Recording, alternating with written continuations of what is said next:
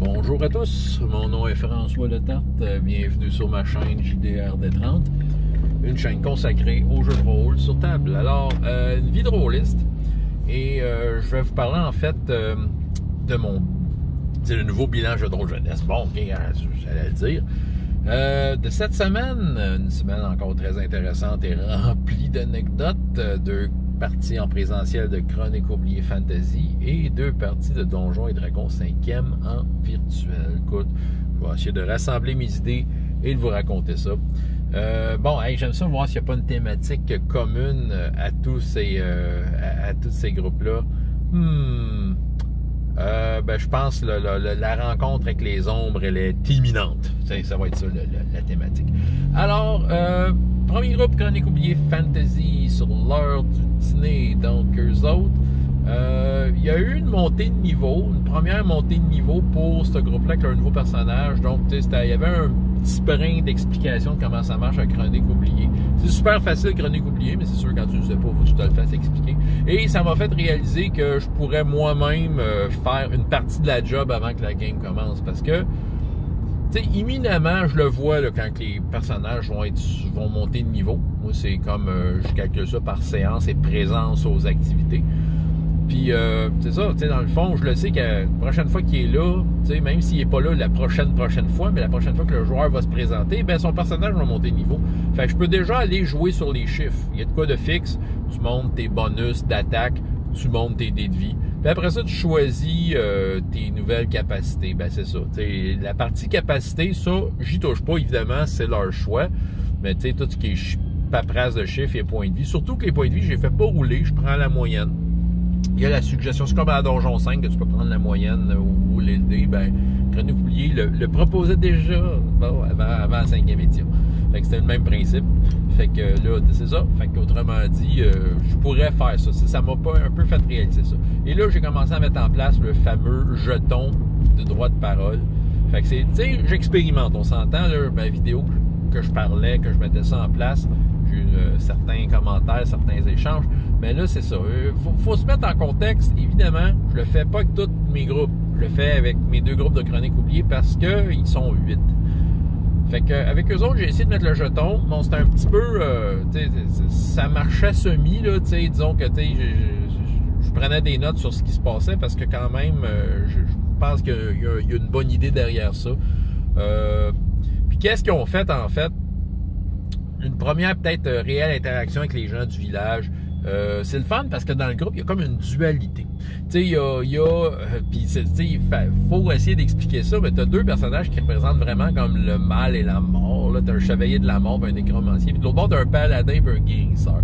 C'est vraiment un drôle de mix. Fait que là, je leur ai dit, écoutez, là, vous êtes supposés travailler ensemble. D'une certaine façon, vous avez été envoyés là parce que vous avez besoin l'un et l'autre pour voir qu'est-ce qu'il y en est pour de vrai. Peut-être de quoi qui va intéresser le nécromancien, mais peut-être aussi de quoi que le paladin devra contrôler. Si je regarde plus les leaders des 2 factions, c'est plus le nécromancien versus le paladin, puis là, t'as comme le guérisseur à côté, puis t'as le chevalier de la mort de l'autre. Puis là, évidemment, t'as les autres personnages. Bon, le groupe s'est séparé. Écoute, qu'est-ce que tu veux? Ils sont 8. Ils n'ont pas réalisé qu'à 8, t'essaies de moins de séparer possible. Fait que l'un est allé dans l'auberge. Mais c'est correct. J'ai commencé à pousser des jetons d'indices. Tu sais, d'une façon, j'appelle ça des jetons, là, mais j'ai commencé à pousser des indices à la table là, pour qu'il y ait de quoi faire. Tu sais, commencer à les diriger vers des endroits. C'est sûr que le problème qui se passe dans le village, tu sais, ça les affecte beaucoup, ces gens-là. Ce qui fait que oui, ils en parlent, tu sais, c'est ça. Puis là, tu as des nouveaux héros en ville, ils ont de l'air compétents, tu sais. Fait que c'est ça. Qu'est-ce qu'il y en a un que, bon, il observait avec son télescope, fait que j'ai commencé à y mettre un danger, juste en regardant au télescope, tu sais. Puis, c'est ça, tu sais, moi, j'ai décidé de mettre le monde cosmique, pour un peu remplacer les ombres, avec ce groupe-là, puis l'autre groupe de Chroniques oubliées, parce qu'ils ont déjà touché un peu au monde cosmique, puis c'est quelque chose que je traîne dans RPGS, importé de Magicus, mes games de la bibliothèque. Fait que le monde cosmique, j'en fais ce que j'en veux, mais il y a comme une tentacule du monde cosmique qui a essayé de le pogner parce que le monde cosmique se sentait soudainement observé par l'astrologue. C'est l'astrologue en passant le personnage. Fait que là, il y a eu un moment de panique, tout ça. Il a fermé la fenêtre là. Mais il a pu voir à travers son télescope quelque chose parce qu'il était capable d'avoir une vue d'ensemble sur le village. Puis il a vu la magicienne du groupe elfe. Puis elle, plus aventureuse, elle s'est rendue au pont. Le pont, il y a un genre de barrière magique. Je l'ai pimpé un peu pour comme dire... que les elfes et les fées ne peuvent pas passer. C'est ça. En fait, c'est les fées qui doivent faire un test de sauvegarde normalement. Moi, j'ai comme un peu élevé ça parce que ça marchait avec un peu le phénomène magique qu'il y avait là. Il y a besoin d'une clé pour passer là. T'sais. Bon, la clé, c'est quelque chose, un objet qui traîne dans le village, qu'ils n'ont pas découvert encore. Mais c'est ça. Fait que là, l'elfe a voulu aller là, interagir un peu avec ce qu'elle voyait là. Puis, tu sais, j'ai voulu faire un cliffhanger. J'ai décidé qu'il y avait une main qui sortait du mur, puis qui l'a tiré comme de l'autre bord du mur, tu sais. Là, c'était comme un peu pour les shaker leur puce, là, tu sais, les mobiliser ou pas. Je sais qu'il y en a qui vont s'en foutre. Ben, c'est elle de pas aller là. Bon, c'est ça. Donc, peu importe, l'affaire est que, là, j'ai comme un peu précipité des affaires en faisant une main qui sortait et qui attirait de l'autre bord. Fait que là, clairement, on a fait ça me tentait d'avoir un cliffhanger, de quoi un peu plus sur le nerf, là, tu sais. Puis, ouais, ça a été plaisant, en général. Ben, le jeton, ça marchait quand même relativement bien, c'est ça. Mais ce qui était drôle, c'est que les joueurs, des fois, ils se passaient les jetons les uns aux autres. Mais c'est correct, tu sais, ça leur appartient. Des fois, ah, moi, je sais pas quoi dire. Tiens, toi, tu veux faire de quoi? Ça se passait les jetons. Why not? C'est son choix de passer son tour, puis de l'offrir à quelqu'un d'autre. Pourquoi pas? C'est une façon de contrôler. Tu sais, comme je dis, c'est vraiment un aide-mémoire là, pour moi. C'est plus un aide-mémoire de dire, hey, un tel, j'y ai pas donné d'attention. Tiens, tu vas prendre ton jeton. Et voici, qu'est-ce que tu fais, toi, tu sais. Parce qu'il y a beaucoup de mains levées, souvent, monsieur, c'est ça, ben, tu sais, sans jeton, là, ça m'a donné, j'ai beau vouloir porter mon attention puis dire, attends un peu, mais monsieur, tu sais, il m'a dit, c'est plus fort que moi, je vais regarder, je vais répondre, tu sais, c'est ça, mais je veux comme éviter ça, tu sais. Moi, il dit, garde ta question, mais que tu as un jeton, tu m'en poseras. Fait que, ouais, l'histoire du jeton, essayez, l'aventure, petit cliffhanger, c'est un être de l'ombre qui tire l'elfe de l'autre bord et l'astrologue qui témoigne de ça après avoir été pseudo-attaqué par des résidus de monde cosmique. C'est intéressant. Le soir, Donjons et Dragons 5e édition, c'est le duo de Drakéide qui se propose des affaires. Hey, je te fais une proposition, tout ça. L'autre personnage de la gang, qui est un peu à part, c'est un Goliath. Lui, là, ben en fait, bon, de quelle façon ils ont fait avancer l'aventure, premièrement, peut-être parler de ça. Ben, ils sont mis à récolter toutes sortes d'indices sur le mal. Il y a une madame folle qui vit dans le village, puis qui a pas mal d'infos intéressantes, mais c'est un peu décousu ce qu'elle dit, fait que c'est ça. Ils en sont à aller voir ce que la madame folle a proposé, puis tu sais, d'essayer de les mettre en action, de leur dire, écoutez, il faut qu'il se passe de quoi. Ils ont eu droit à des chevaux squelettes qui couraient la nuit puis qui piétinaient, tout ça. Fait qu'ils sont très, très au courant que c'est pas normal ce qui se passe dans le village. Donc, c'est ça. Fait que c'est pas mal ça l'affaire. Il y a le joueur qui était là, qui faisait à la limite de l'anti-jeu, tu sais, puis j'ai fait la remarque. Il dit, écoute, t'es pas mal Monsieur Aventure Zéro, là, tu sais, parce que j'ai voulu un peu le shaker, il dit, regarde, parce que, tu sais, il y avait toutes sortes d'affaires, toutes sortes d'indices. Il a le droit là, de faire ce qu'il veut, là. Mais c'est parce qu'il fait. Il faisait ce qu'il voulait, mais il faisait rien. C'est ça qui arrive, là. Et pourtant, c'est pas un joueur, c'est pas parce que t'es gêné, c'est un joueur qui parle, puis il n'a pas de misère à parler, tout ça. Fait que c'est ça, c'est pas un joueur gêné. Mais il y a un moment donné, il a voulu de son bord, comme checker des affaires, puis trouver un peu ce qui se passait. Puis là, il voyait bien que c'était débile dans le village, puis que, tout seul, il n'y arriverait pas, mais il avait juste à rejoindre ses chums, mais non, il est allé se cacher dans le bois. Écoute, j'ai été mean. Ben, mean. Non, j'ai été comme, juste avec ce que le module avait à proposer. J'étais allé avec ce que Jamie Chambers proposait, tu sais. Il y avait des random encounters de nuit. OK? Fait que j'ai trouvé un campement, OK, dans lequel il avait quand même réussi à faire un test intéressant. J'avais demandé un survival, genre qu'il n'y avait pas un bon score de survival, mais il a roulé genre 19, tu sais. Fait que, même s'il y avait moins 1, ça fait 18, c'est quand même très bon, tu sais. Parfait, c'est comme s'il y avait une super bonne cachette. Mais quand même, je voulais le mettre un peu sur le nerf, tu sais. Random encounter, 4 gobelins. OK. Fait que je dis, ben, t'entends des gobelins passer. OK. Moi, mon but, c'était, il y avait un random encounter, puis puis les gobelins passaient par là, c'était pour le mettre sur le nerf. C'était pour lui rappeler que c'est pas parce que t'es sorti du village que c'était plus safe. C'est prévu que dans cette forêt-là, il y a des dangers. C'est ça que j'ai voulu faire, j'ai voulu lui montrer. Il a voulu se montrer brave. Et il a décidé, lui qui n'a pas vision nocturne, il s'est allumé une torche puis il a sauté sur eux autres. C'est un Goliath, tu sais, il est grand, plus grand qu'un gobelin, il pensait être capable de les pitcher, ben c'est correct, tu sais, on commence à rouler des dés, puis above des bing bang, le gobelin fait un critique dessus. Puis le gars, il tombe mort, fait que là, je fais ses dead save, il a roulé, tu sais, c'est ça, il a roulé en bas de 9 une fois, puis la fois d'après, il a roulé un naturel, il était mort, tu sais. Là, il était pas. Le joueur était pas triste puis tout ça, mais tu sais, en même temps, tu sais, je me suis dit, regarde, ça valait la peine. Tu sais, c'était une mort qui en valait la peine. C'était pour rappeler aux joueurs qu'il faut quand même, tu sais, tu joues intelligemment. Ne commence pas à faire toutes sortes de niaiseries. Tu sais, il y a des dangers, tout ça.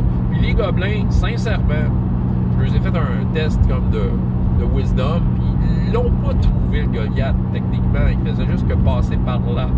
Fait que, tu sais, il aurait pu juste les laisser passer. J'ai pas dit ça. Mais je voulais pas y dire avant. Je voulais qu'ils prennent des décisions et qu'ils évaluent le danger. Est-ce que ça vaut la peine de sauter ce gobelin? Il a décidé de faire ça. Mais quand même, tu sais, il est pas mort à la fin de la game. Il restait du temps. Fait que, tu sais, D&D Beyond, c'est quand même pas pire. Pendant que les autres joueurs, il s'est monté un personnage. Ça a pris comme 10 minutes, même pas. En bas de 10 minutes, t'as avec son nouveau personnage, un elfe moine. C'est intéressant. Puis pas au niveau 1, puis c'est ça. Fait que j'ai pu l'introduire à la toute fin, parce que dans leur groupe, il y a un elfe dans le village qu'il n'y a pas dans les autres groupes. Fait que entre elfes, ils se sont parlé. Puis j'ai fait un genre de connexion. Non seulement il y a un nouveau personnage, mais il est parti avec un indice dans les mains, une des rumeurs qui est vraie. J'ai comme un peu déposé ça dans les mains, juste pour l'intégrer. Puis tu sais, avoir cette information-là avec laquelle il peut faire de quoi. Bon, jusque-là, ça va. C'est pas mal ça pour ce groupe. Le lendemain de Donjons & Dragons 5e édition, c'est ma gang d'entreprenants. Écoute, ça en est passé des affaires. Il y en a un qui avait volé l'épée du shérif. C'est la fameuse clé, d'ailleurs, pour ouvrir le portail au bout du monde. S'ils écoutent mes vidéos, ils vont le savoir. Ben, je pense pas qu'ils écoutent. Puis j'ai demandé au voleur, ouais, mais qu'est-ce que tu fais avec l'épée? Tu sais, parce que c'est sûr que, le shérif va s'en apercevoir. 2, ça se cache pas bien, une épée. J'ai laissé réfléchir à ça. Il a décidé de mettre ça en dessous d'une roche. J'ai fait faire un test, entre guillemets, sur la qualité de sa cachette pour voir s'il y avait des perceptions passives. Il aurait pu le trouver. Puis il a pogné genre un chiffre astronomique. Là. Il a pogné quelque chose pas loin de 20. Fait que son épée était bien cachée. C'est ça. Fait que là, il y a eu... Écoute, c'est intéressant, eux autres. Ils ont été voir la fameuse statue qui est au milieu du village qui donne pas mal d'indices. Personne n'est allé à voir, mais eux autres, non, enfin, ils sont allés à voir. Puis la statue, c'est un magicien qui pointe une direction. Fait que les autres, pas plus fous qu'un autre. Ils disent, ah oui, il pointe quelle direction? Il pointe à la direction du pont. Fait que, puis le message est écrit en draconique. À la base, personne ne parlait de draconique. Fait qu'ils ne savent pas ce qui est écrit. Mais c'est correct, le magicien, il pointe une direction. Pour eux autres, c'est fiable. Fait que là, ils sont partis par là. Voir ce qui se passait. Il y en a un qui a fait détection de la magie. Il a vu le mur magique du pont, le même mur magique. Il a trouvé l'épée de son chum, il dit, je vais en prendre. Puis il a réussi à bien la cacher dans son sac. J'ai fait faire un test, là aussi. Il a fait ça super comme un pot, je pense. Il a roulé un vin naturel, c'était comme genre, OK, l'épée dans ton sac à dos. D'un sac à dos spécial qui est plus long que les autres. Ton épée rentre bien dedans. Fait que c'est ça.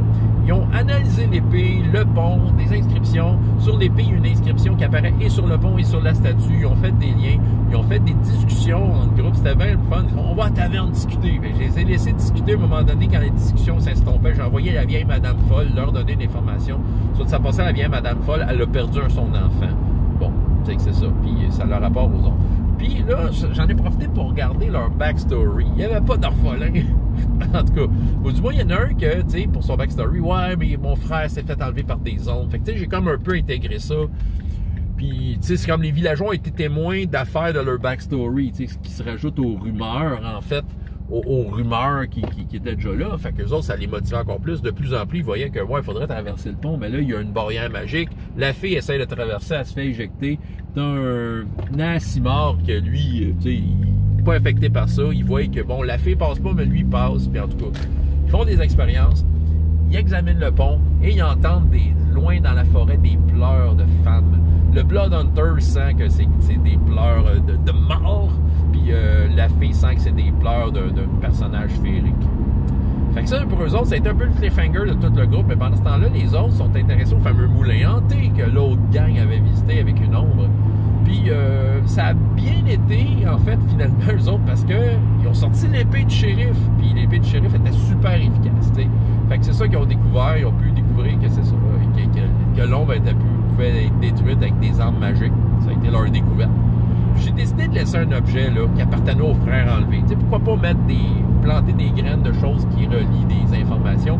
Fait que, ouais, j'ai demandé c'était quoi. Il m'a dit, c'est un anneau de famille. J'ai décidé que c'est un anneau de protection +1. Fait que, regarde, ça l'ai mis. Fait que, regarde, ça a fait un beau petit cadeau pour ce combat-là. Et ils étaient tous contents. Et c'est ça, ils ont tous eu leur level. Fait qu'ils ils étaient bien contents aussi. Fait que, ouais, cette gang-là est vraiment le fun. Ils sont 5, mais c'est un groupe de 5 qui se gère bien en ligne. Parce qu'en ligne, c'est pas évident. Surtout qu'eux sont seulement audio. Ils me voient moi, là, mais ils sont seulement audio. Mais ils font bien ça, tu sais. Fait que ça, eux autres, j'avoue que j'ai bien du fun. Chronique oubliée Fantasy le lendemain, hier pour moi, en faisant cette vidéo-là. Eux autres aussi qui étaient. Ils venaient d'arrêter de sorcière, puis ils faisaient le party. Puis il y a quelqu'un qui nous parlait du moulin hanté. Fait que les joueurs ont décidé, les 2 joueurs concernés qui ont été interpellés, ont décidé d'appeler des renforts puis de partir avec une gang. Okay? Donc c'était le Minotaure puis le démoniste du groupe qui s'était fait dire qu'il y avait des méchants, que le moulin était hanté. Fait qu'ils sont allés chercher le samouraï, le scientifique et la chevalière du groupe. Fait qu'ils sont allés là. Fait qu'ils ont fait une stratégie pour rentrer. En fait, la stratégie, c'est le Minotaure, il a foncé dans le mur brisé parce que c'était un moulin abandonné. Puis il a vu l'ombre arriver. Fait que là, il y a comme une intercation. Il y a eu quoi avec l'ombre. Ils ont commencé à l'attaquer. Ils ont commencé à réaliser que des armes magiques, ça faisait pas grand-chose. Fait que là, la prochaine game, parce que le combat n'est pas fini, si on emmerde pendant ce temps-là, ah oui, il y avait l'espèce d'arme forgée qui surveillait la sorcière. Puis il a été joueur vedette. Fait que là, j'y ai posé une question, parce que la mairesse était là quand la dernière fois, tu sais, à poser des questions à la sorcière et à l'arme forgée. Fait que là, j'ai dit, hey, la mairesse a déjà été recherchée par des chasseurs de primes. Pourquoi? C'était ça la question. Fait que là, sa réponse était pour être vraie. Fait que oui, elle aurait déjà fait de la sorcellerie. Elle aurait déjà été de pêche avec des sorcières. On va voir ce que ça va donner, mais c'est ça la réponse qu'il a eue. Lui, il est resté pas mal de son bord toute la game. Puis finalement, il a décidé il s'est dit, écoute, la sorcière, il faut que je la ramène à ma reine. Puis la sorcière, il faisait toutes sortes de propositions, essayer de l'ensorceler, tout ça. Puis là, il a dit, écoute, je vais ramener la sorcière à sa reine. Je pense qu'il réalisait pas l'ampleur du voyage. Et surtout que, quand ils sont arrivés, j'ai décidé que le village était entouré de monde cosmique, qui se passait de quoi. Fait que c'est ça, il a fini la game dans le monde cosmique avec la sorcière, puis la sorcière qui dit à l'oreille, c'est juste moi qui peux te sortir d'ici. Il y a 2 des personnages, le maître des bêtes Minotaure et le nain lutteur, qui ils sont restés dans le bar, faisaient le party, ils ont clairement dit qu'ils se saoulaient la gueule. Fait que ils ont tout à désavantage. Ils ont décidé que, ben moi j'étais sur le point de partir une bataille de bar contre eux autres, là, mais non, ils ont décidé de se battre ensemble pour épater la galerie. Fait que je les ai récompensés avec un D30 chacun, puis ça se tapait sa gueule entre eux autres, ce qui plaisait bien aux clients. Fait que c'est ça. Mais à un moment donné, ils se sont dit, hey, écoute, il y a quelqu'un qui dit, hey, il y a un griffon qui a défoncé l'ancien moulin. Fait qu'ils se sont dit, ben c'est leur ami, ils sont allés les rejoindre. C'est pas mal ça, tu sais, c'est pas mal ça la mise en scène. Là, c'est ça qui arrive. Là, les petits amis, ils trippent. J'avoue que là, ça embarque pour certains. Il y en a qui étaient plus silencieux, des petits secondaires 1, là, qui découvrent ça. Mais là, soudainement, ils sont super hot. Puis là, ils amènent leurs amis. Ils ont pu participer au tabarnouche. Là, c'est comme, commence à faire du monde à la messe, tu sais. J'ai dit non, mais ça me dérange pas que tu sois spectateur. Mais là, j'ai dit, la semaine prochaine, on va voir. Mais je vais quand même expliquer clairement que à chaque joueur que tu rajoutes, c'est du temps qui se divise, tu sais. Puis tout le monde veut faire plein d'affaires. Puis ils ont été avertis, là, vous êtes des gros groupes, là, tu sais, 8 joueurs, là, c'est pas normal, tu sais, ça se fait, là. Mais ça se fait, mais il faut que tu acceptes que tes spotlights sont des petits spotlights. On met la caméra sur toi. Et de là, les jetons. Dans leur cas, les jetons, d'ailleurs, je les ai utilisés un petit peu différemment. Je laisse, tu sais, je leur dis pas, hey, achète-moi un temps de parole. Je laisse les choses aller normalement. juste que si un joueur prend une certaine place à un moment, je dis, OK, je vais prendre ton jeton en passant. En fait, c'est ça, c'est vraiment un aide-mémoire parce qu'à un moment donné, je te dis, OK, y en a-tu qui leur reste de jetons? Ah oui, toi, je vais faire de quoi avec toi? Tu sais, il y a vraiment ce petit côté-là qui me rappelle de donner de l'attention à un joueur. Et je pense que les monsieur, main levée sont capables de comprendre, de dire, attends, lui, il a encore son jeton. Je pense que c'est plus concret de dire, hey, lui, il n'a pas eu de temps. Parce qu'il y en a, tu sais, quand je faisais ça l'année passée, il y en a qui s'en foutaient. Ouais, mais c'est mon idée meilleure. Peut-être, disait à lui, mais c'est son moment à lui. Tu sais, je dis pas qu'il y a, tu sais, ceux qui ont donné leur jeton, ils n'ont pas le droit de parler, ils ont le droit de participer, là, tu sais, c'est ça. C'est juste que, tu sais, l'attention va être donnée sur un joueur, tu sais, je veux quand même, tu sais, c'est ça, j'ai envie d'élever un joueur à ce moment-là. Fait que je trouve que le jeton, c'est concret, il a encore son jeton, puis je trouve que le message passe très bien, tu sais, ça veut dire que lui, il a le droit à ce moment-là de prendre une place, tu sais. Puis comme je dis, là, les autres peuvent y parler s'ils veulent, tu sais, ils peuvent avoir de l'interaction, tout ça. Ben, ils sont pas mal enthousiastes. Moi, ce que j'aime, c'est la fille qui joue la chevalière, puis l'autre aussi, le nain, là, lutteur, là, tu sais, ils ont des anecdotes à raconter. C'est ça qui est le fun. Ils l'ont vécu, leur backstory de niveau 1 à 4. Ils sont rendus niveau 6, toi. Puis là, ils racontent aux gens, ah oui, tu sais, il est arrivé telle affaire. Puis les autres, ils sont super intéressés aux histoires, là, tu sais. Parce que j'ai le sentiment qu'ils s'attendent à ce qu'un jour, ils puissent en raconter aussi. C'est ça. Fait que c'est vraiment cool. Ouais. C'était le bilan jeu de rôle jeunesse de la semaine. François Letarte, JDR des 30. Et jusqu'à la prochaine fois, il y a autant de plaisir dans la vie que dans les jeux. Au revoir.